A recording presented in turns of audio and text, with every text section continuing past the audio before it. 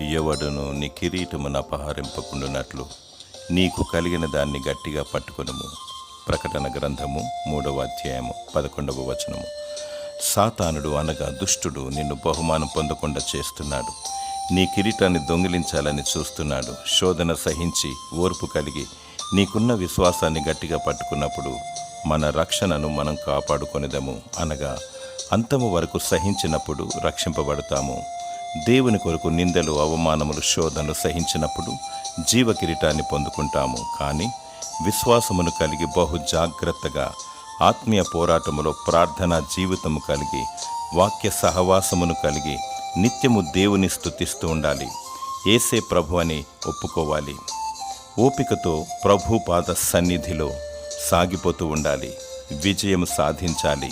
ఇక కిరీటము నీకే దక్కును. దేవుడు నిన్ను ప్రేమించి విశ్వాస జీవితములో విజయము దయచేయనుగాక. ఆమేన్.